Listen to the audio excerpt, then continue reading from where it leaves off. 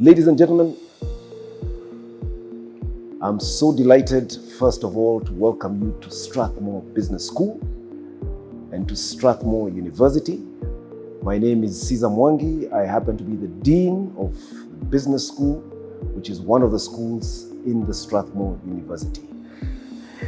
The second thing I want to say is I'm so delighted that you are people who deal with people, who are interested in people, and who want to get the best out of people. Many years ago, as a young economics student, I had the pleasure of reading a book called Small is Beautiful. It was an economics book, but the book title caught my attention because it was titled Small is Beautiful, a study of economics as if people matter. And the author was basically saying, we cannot talk about economics if we don't talk about the people who are affected by economics.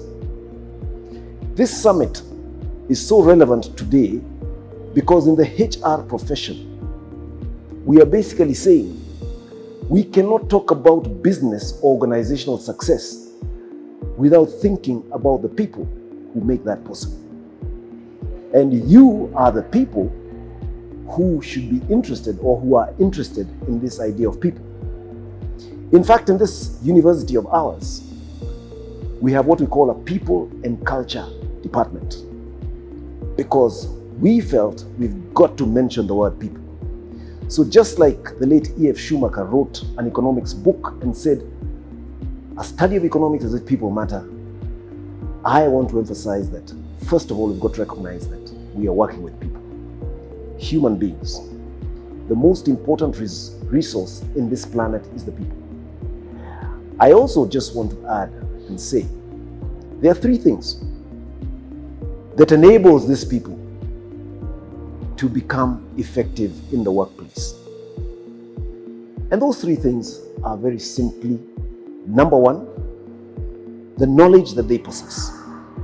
Every human being, every person is capable of absorbing knowledge from the school system, from their home environment, and from their own initiatives where they're able to read and listen and hear and absorb knowledge.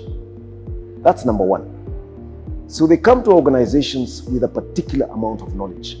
And when we interview them, we look for relevant knowledge suitable for the position which they'll get into.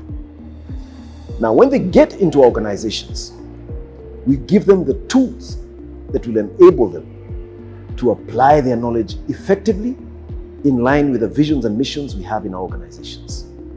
So number two, we give them the tools for them to become effective. Number three, this is something which I find so important. If it is missing, it doesn't matter what knowledge they have, it doesn't matter what tools they have to have number three. Number three is what I call their attitude towards their work. That is something every human being needs to choose for him or herself. And I've always said, it doesn't matter how knowledgeable you are. It doesn't matter how good your tools. You need a good attitude towards the work. And the question I've always had as an executive in different businesses is how can we, leaders, HR professionals, managers, influence the attitudes of the people who come into the workplace? I may not have all the answers. I suspect you have more answers than I have. But I suspect it starts with each and every one of us in the application of our leadership in the workplace. And all of you as HR professionals, you should never forget, first you're a leader and then a HR professional. And do not assume you're a HR professional and then one day you'll become a leader. I want to challenge you today to take up the leadership role and not wait for somebody else somewhere to apply it. Because through the work that you do at a personal level, the way you engage with the people, the way you're able to motivate them, the way you're able to respect them, the way you're able to make them feel that they are people of great dignity. That is the leadership you can apply, and that is a choice you can make. I want to encourage each and every one of you to exercise that prerogative of leadership and get the best out of the people that work for your organizations. I'm unable to join you. I wish I was with you, but I certainly look forward to hearing the outcome of this HR Summit hosted here in our wonderful university. Thank you very much, and God bless you.